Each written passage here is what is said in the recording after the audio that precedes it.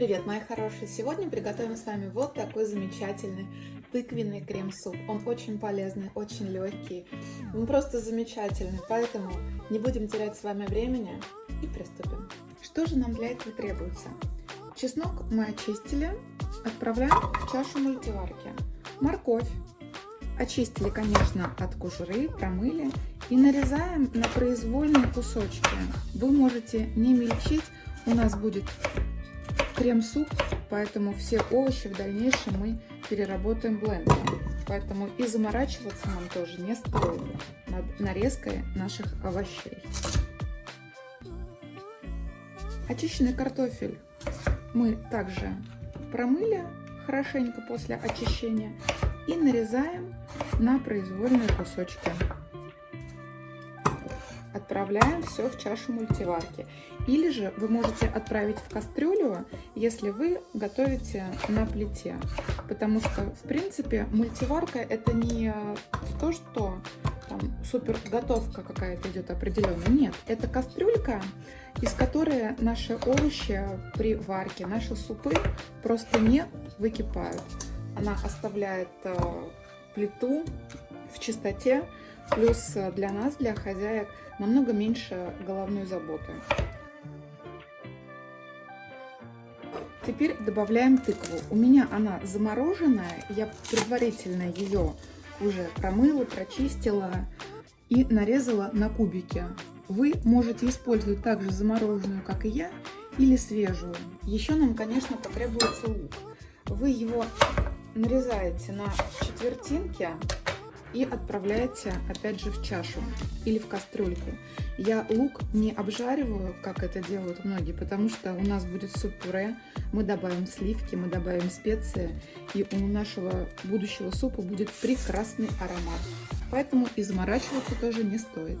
Также в наш суп я добавляю веточки петрушки, только одни ветки. Они дают максимальный аромат и насыщенный цвет. Это то, что нам нужно в данном супе. Следующим этапом наливаем воду, устанавливаем чашу в мультиварку. Так как мои овощи порезаны крупно, я включаю режим суп на 1,5 часа. Если у вас мелко нарезанные овощи, можете включить режим суп на час. Процесс готовки начался. Суп наш в самом начале готовки я еще добавляю сразу специи. Это молотая сухая кинза. Ее, кстати, вы можете добавлять по вашему усмотрению, по вашему желанию. Вы можете использовать любую свежую зелень, но мне нравится такая кинза, поэтому я ее добавлю. Соль, аджику.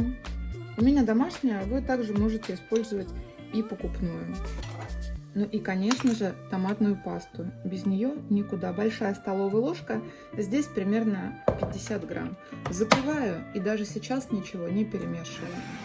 После того, как овощи полностью сварились, в мультиварке этот процесс занял полностью 1,5 часа, а если вы варите в кастрюльке, то проверяйте ножичком, чтобы ваши овощи были мягкие. Берем погружной блендер и перебиваем все до однородного состояния. После чего устанавливаем чашу мультиварки обратно. Встряхнули сливки, открываем и наливаем. Перемешиваем. Устанавливаем режим мультиповар на 10 минут на 100 градусов. Или же, если вы варите в кастрюльке, то включите на прогрев, чтобы жидкость уже вместе со сливками покипела минут 5-10. Крышку мультиварки я закрою, и через 10 минут супчик будет готов. 10 минут прошли очень быстро. Смотрим.